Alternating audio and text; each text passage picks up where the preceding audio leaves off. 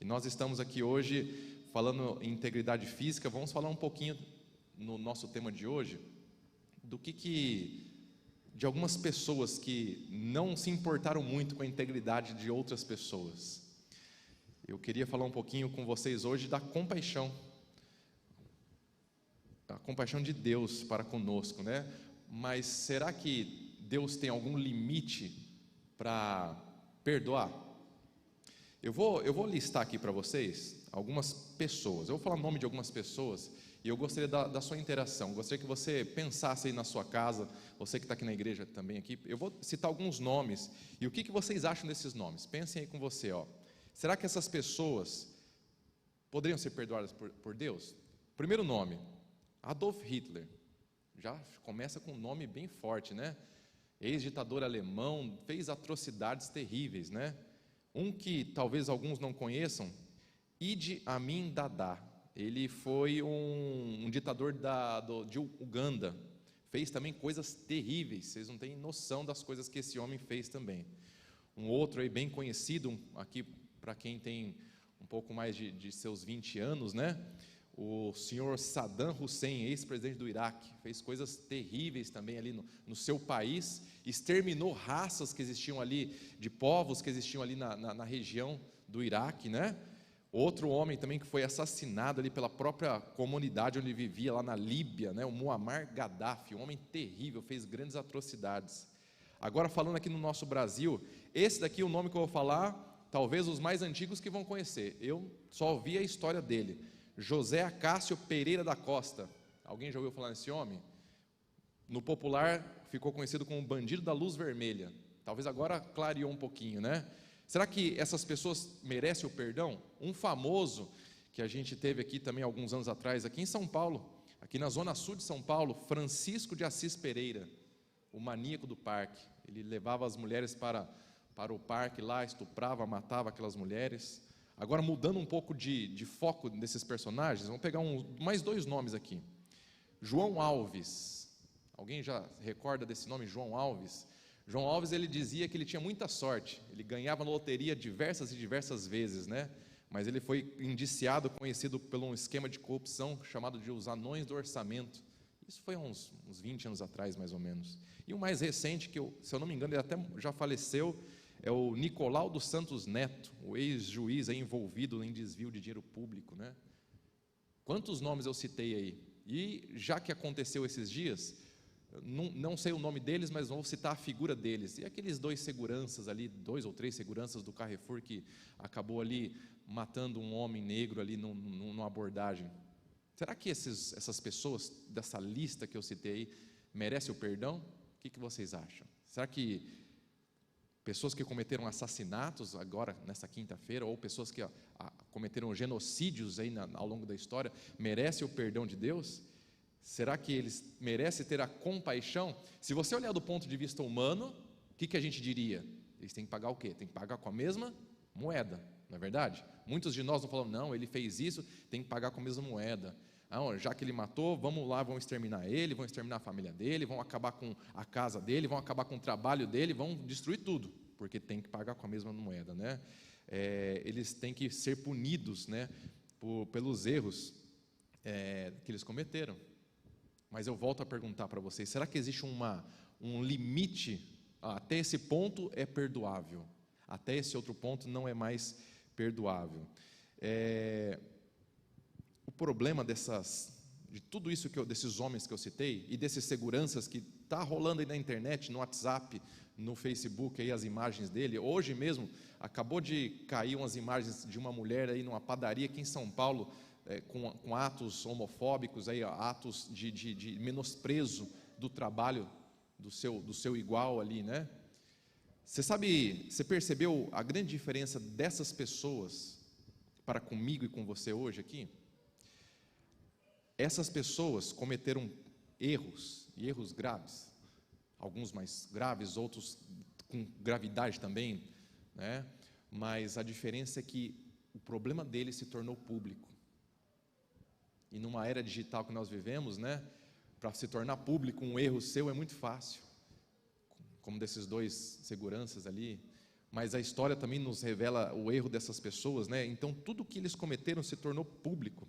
E o que eu quero chamar a atenção de você aqui nesse momento, para trazer a realidade para você, é que existem pessoas que podem estar até do nosso lado agora, talvez aí na sua casa, aqui na igreja, talvez um amigo seu que esteja assistindo a esse culto aí que você está vendo lá, assistindo junto com você aí no Facebook.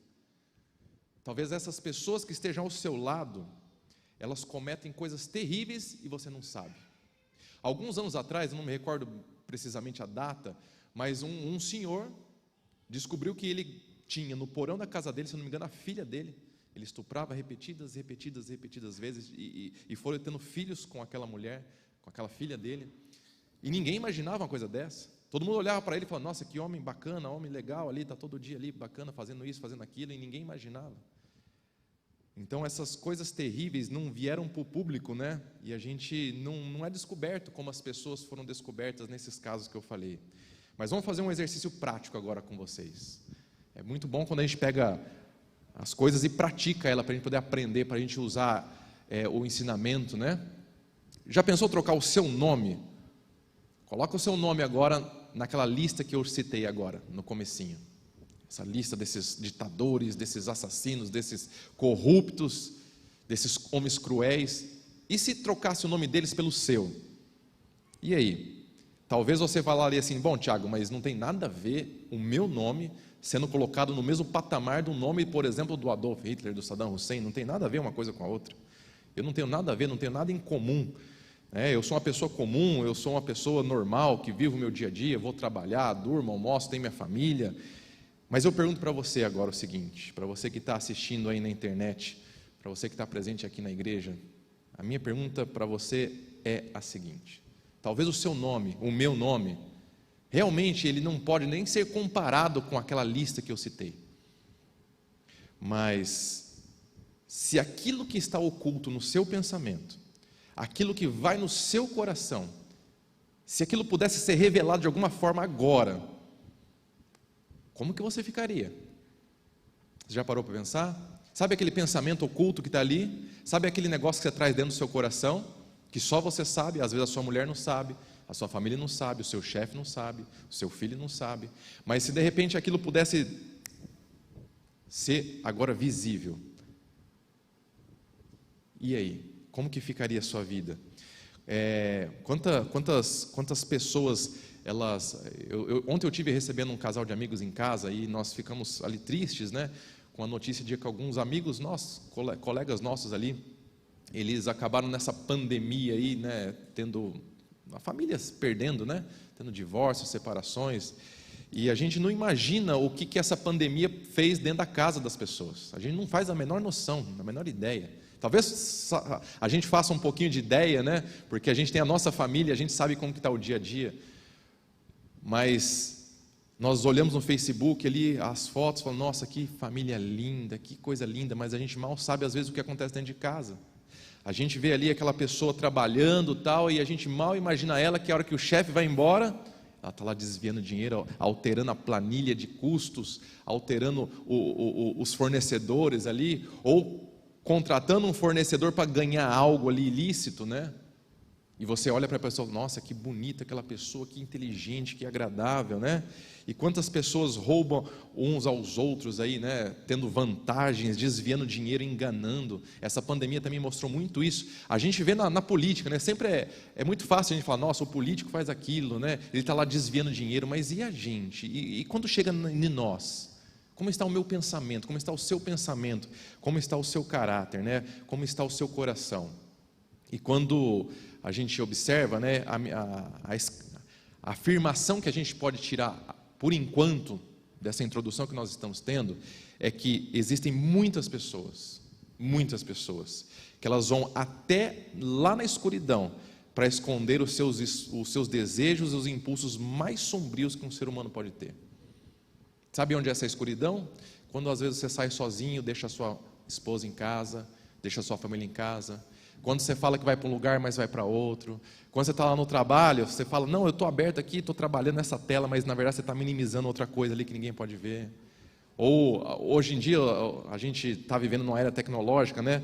Quantos aplicativos e maneiras você consegue ter no seu dispositivo de celular para você ocultar coisas, ocultar fotos, ocultar acessos, e ninguém vai descobrir o que você fez. Ellen White, ela escreve no livro Ciência do Bom Viver, lá na página 92, ela escreve o seguinte, hoje existem multidões tão verdadeiramente sob o poder dos maus espíritos, todos aqueles que voluntariamente se apartam dos mandamentos de Deus, vou repetir, todos aqueles que voluntariamente se apartam dos mandamentos de Deus, estão se colocando sob o domínio de Satanás. Muitos homens brincam com o mal, julgando que o podem deixar quando lhe aprouver, mas é engodado mais e mais, até que se encontra dominado por uma vontade mais forte que a sua própria vontade. Não pode escapar ao seu misterioso poder. Pecado secreto ou paixão dominante, o pode reter cativo, né? Quantas pessoas não estão envoltas pelas trevas, né? E quando eu li essa mensagem aqui, eu lembrei daquelas pessoas que está chegando no final do ano, todo mundo quer entrar em forma, né? Não, eu vou ficar magrinho, não sei o quê, fazer uma dieta. E eu lembro das pessoas que falam assim, não, segunda-feira eu vou fazer um jejum para eu começar a semana bem, emagrecer. Mas sabe o que acontece hoje? As pessoas estão buscando o quê? O fim, né? Não, eu vou fazer um jejum aqui para emagrecer e ficar bonito, ficar bonita, né? Aí chega no domingo à noite, o que ela fala? Bom, segunda-feira eu vou fazer jejum, domingo à noite eu vou lá, vou tomar sorvete, vou comer chocolate, vou comer um monte de coisa industrializada, coisa ruim, coisa que faz mal. Aí segunda-feira eu faço jejum. Aí chega segunda-feira, o que acontece? Ela já acorda às 6 da manhã, a barriga já doendo de fome, parece que o estômago está te comendo por dentro ali. Aí ela vai, bebe água, ela fica mal-humorada, ela vai, fica nervosa, daí meio-dia ela vai lá, tenta se livrar. Aí quando chega umas 4, 5 horas da tarde, o que acontece? Ela não aguenta mais. Aí ela volta e come tudo quanto é coisa, e tudo aquilo que vê na frente ela come. Por quê? Porque ela não fez certo. Porque ela ainda ficou ali querendo, né, querendo comer, querendo voltar para aquilo. Nós muitas vezes queremos sair do mal, mas a gente deixa coisas más ao nosso caminho. A gente quer mudar o caráter, mas a gente deixa coisas que não nos deixam mudar o caráter ali ao nosso lado. Do que adianta eu chegar no domingo à noite e comer tanta coisa ruim e outro dia fazer o jejum? Isso é impossível, não tem como. Para você, a gente vai ver hoje que a mudança de caráter ela é gradual, a nossa santificação ela é gradual. Não adianta eu chegar hoje aqui, olha, eu vou me batizar agora, amanhã eu vou virar vegetariano, vou jogar tudo que eu tenho fora. É gradual. Senão você volta, você retrocede. O nosso corpo é assim, o nosso corpo retrocede. E eu queria mostrar para vocês hoje 2 histórias. E ela se encontra no livro de Lucas. Eu gostaria de convidar vocês a abrir o livro de Lucas no capítulo 7. A gente vai ver do verso 36 até o verso 50, se eu não me engano. Isso, Lucas 7, verso 36 até o 50. Vai ser colocado ali também no telão, mas eu vou ler aqui na minha Bíblia, que é a nova tradução da linguagem de hoje. Ela é bem interessante também, essa nova linguagem. Então acompanhe comigo. Lucas capítulo 7, verso 36 fala o seguinte: um fariseu convidou Jesus para jantar. Jesus foi até a casa dele e sentou-se para comer. Naquela cidade morava uma mulher de má fama. Ela soube que Jesus estava jantando na casa do fariseu, então pegou um frasco feito de alabastro, cheio de perfume, e ficou aos pés de Jesus por trás. Ela chorava e as lágrimas molhavam os pés dele. Então ela os enxugou com os seus próprios cabelos. Ela beijava os pés de Jesus e derramava o perfume neles. Quando o fariseu viu isso, pensou assim: se esse homem fosse de fato um profeta, saberia que esta mulher que está tocando nele é a vida de pecado que ela leva. Jesus então disse ao fariseu: Simão, tenho uma coisa para lhe dizer. Fale, mestre, respondeu Simão. Então Jesus disse assim: 2 homens tinham uma dívida com um homem que costumava emprestar dinheiro. Um deles devia 500 moedas de prata e o outro 50, mas nenhum dos 2 podia pagar ao homem que havia emprestado. Então ele perdoou a dívida de cada um. Qual deles vai estimá-lo mais? Eu acho que é aquele que foi mais perdoado, respondeu Simão. Você está certo, disse Jesus. Então virou-se para a mulher e disse a Simão: você está vendo essa mulher? Quando eu entrei, você não me ofereceu água para lavar os pés, porém ela os lavou com as suas lágrimas e os enxugou com os seus cabelos. Você não me beijou quando eu cheguei. Ela, porém, não para de beijar os meus pés desde que entrei. Você não pôs azeite perfumado na minha cabeça, porém ela derramou perfume nos meus pés. Eu afirmo você, então, que o grande amor que ela mostrou prova que os seus muitos pecados já foram perdoados. Mas onde pouco é perdoado, pouco amor é mostrado. Então Jesus disse à mulher: os seus pecados estão perdoados. Os que estavam sentados à mesa começaram a perguntar: quem homem é esse que até perdoa pecados? Mas Jesus disse à mulher: a sua fé salvou você, vá em paz, né? Olha que coisa, né? O contexto aqui é o seguinte: um homem fariseu, a gente já viu ontem no culto do pastor Silas, eles falando um pouquinho sobre isso, mas o fariseu era o conhecedor da lei, ele sabia de tudo, as regras, a etiqueta que tinha que ter naquele povo, como que devia se comportar, e aquele homem então, ele convidou Jesus para uma ceia, para eles comerem ali, e esse homem se chamava Simão, e a mulher que apareceu ali naquela casa, a gente não faz a menor ideia como ela entrou, mas ela entrou ali na casa, né? E aquela mulher era famosa, por quê? Porque os pecados dela tinham se tornado público. Como é complicado, né? Você ficar ali estigmatizado, ali, você ficar ali conceituado, rotulado, melhor dizendo, né?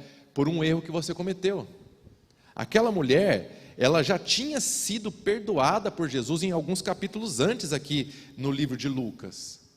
Mas o problema é que mesmo ela tendo sido perdoada, mesmo ela não praticando mais os seus erros, quando passava, falava o seguinte: lá vai a mulher que fez aquilo, lá vai a mulher, a fulana que fez aquilo outro, lá está andando lá aquela mulher que fez aquilo, e todo mundo a acusava e apontava o dedo para ela, porque se tornou público.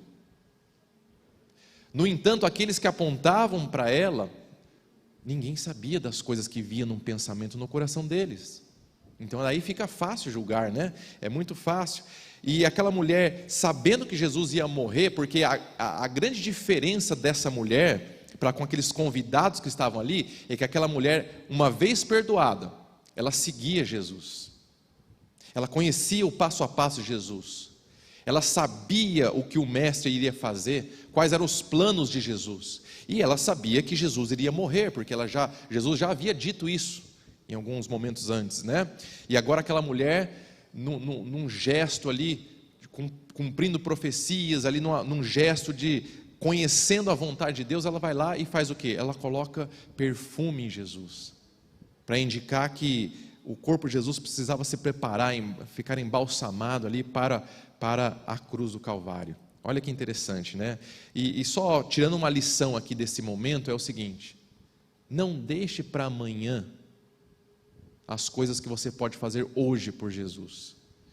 Já pensou se aquela mulher tivesse falado: mas é domingo, né? Amanhã é segunda-feira, Jesus está lá comendo, tem um monte de gente junto dele, tem gente que está fazendo lá as coisas, deixa acontecer lá, amanhã eu vou. Já pensou se o amanhã não fosse mais possível?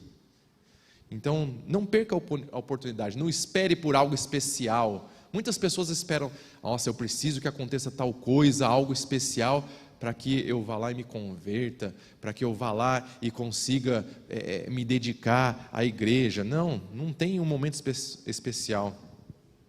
Por isso que eu pergunto para vocês: quando foi a última vez que você chorou quando ficou grato pela remissão dos seus pecados? Eu não vou nem dizer chorou, né? Mas quando foi a última vez que eu e você oramos gratos pela remissão dos nossos pecados? Essa é a pergunta que eu deixo para vocês e para mim também, né?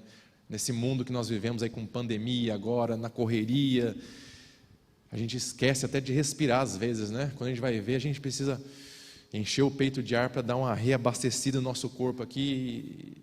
Se o básico a gente não faz, imagina orar a Deus então, nesse mundo louco que nós vivemos. Então fica essa lição aqui, né? E a grande questão é que quando aquela mulher ela tinha fama de pecadora, o Simão, que não tem nada a ver com Simão Pedro, mas era um fariseu lá, Simão ele falava, olha, se ele é profeta, como que um profeta pode estar ali tocando numa mulher pecadora, né? E é interessante que esse homem, então, ele julga Jesus, né? Duvidando que Jesus era o Salvador de fato. E o ser humano, ele é campeão em julgar os outros, né? Ele é muito campeão.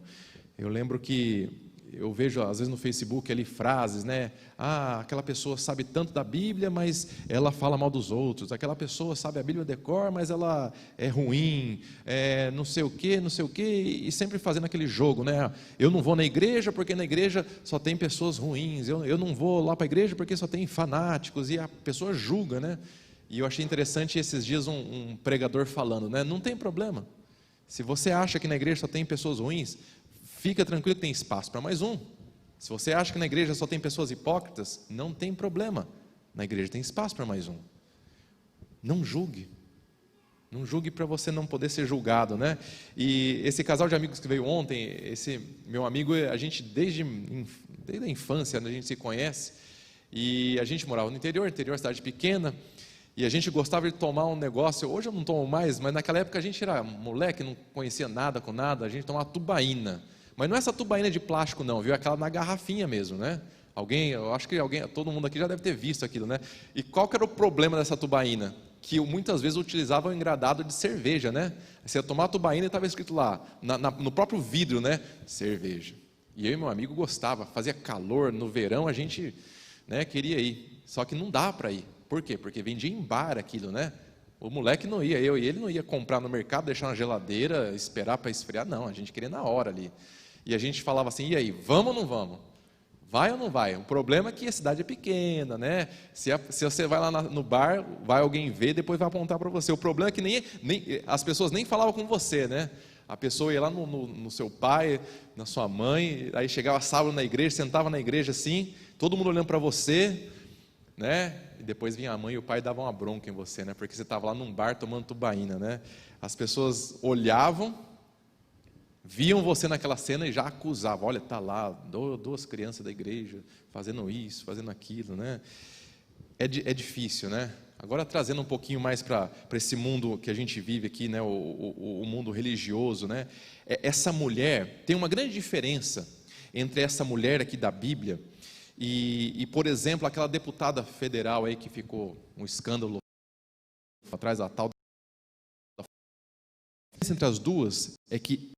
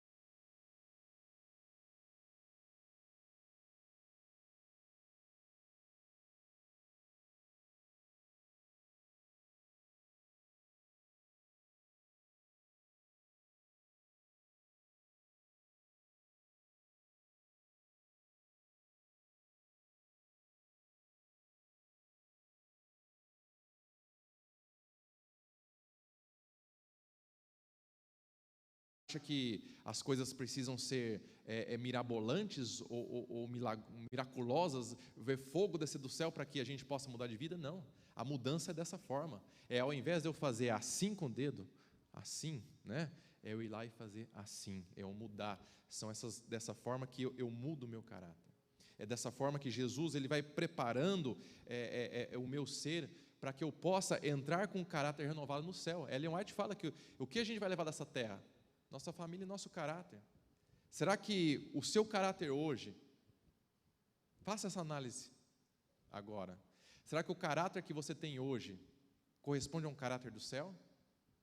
Será que as pessoas que moram lá no céu gostariam de ter ao lado dela uma pessoa com um caráter igual ao meu, igual ao seu? Vamos começar a olhar para as pessoas e não rotular. E não falar, olha, aquela pessoa está só no jogo de azar, porque não merece perdão, aquela pessoa está bebendo, está fumando, aquela pessoa está cometendo crimes, aquela pessoa está tendo acesso a sites impróprios. Vamos começar a olhar para os olhos, a olhar para essas pessoas com os olhos que Jesus olha por elas. E nós vamos cantar agora um hino, e esse hino ele fala para a gente, né, sobre renovação.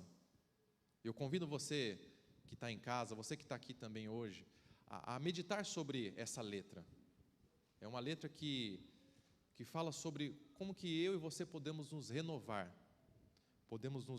para que possamos ser pessoas melhores, ser pessoas que possa receber um dia um selo e falar assim, olha, agora ele não tem mais aquele rótulo, mas agora ele tem o selo do morador do céu. Vamos cantar nesse momento então.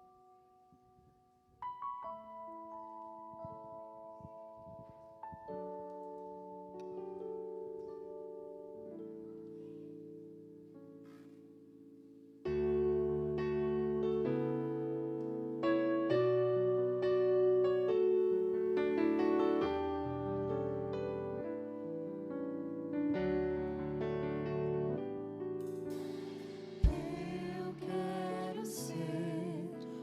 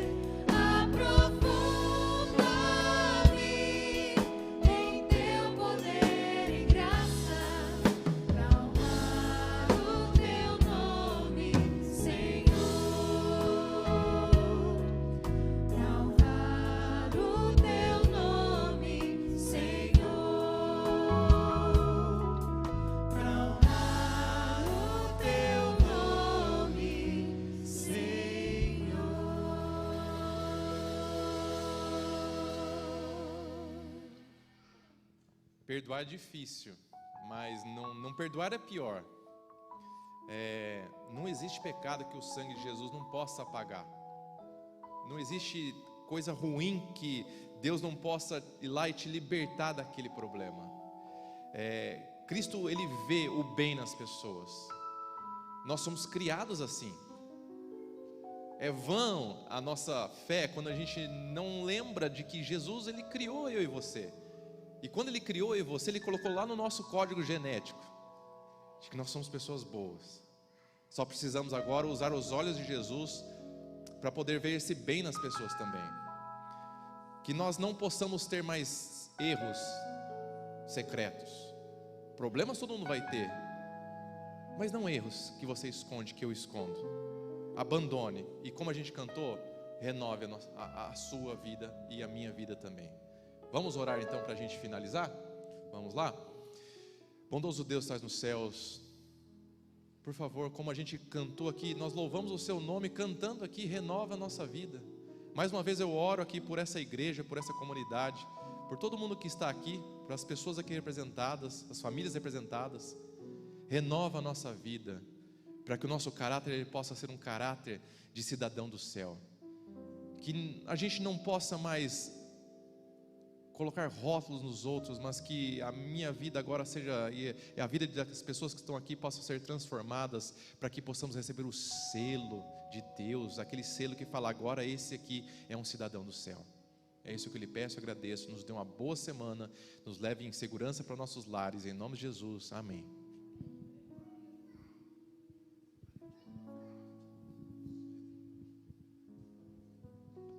Muito obrigado, Tiago. Que Deus continue te usando, abençoando a sua vida. E o nosso próximo encontro é no sábado, às 9h30 da manhã. Então, se você quer vir aqui à igreja, você que nós estamos aí aconselhando aos maiores de 60 anos que fiquem em casa por enquanto, mas você que é menor de 60 anos, quiser fazer a inscrição através do link, o link está nas nossas redes sociais. E se você é membro aqui da igreja, você provavelmente está recebendo também o link pelo WhatsApp. Então nós esperamos você no próximo sábado, às 9h30 da manhã, para continuarmos adorando o nosso Deus. Deus abençoe, tenha uma ótima semana.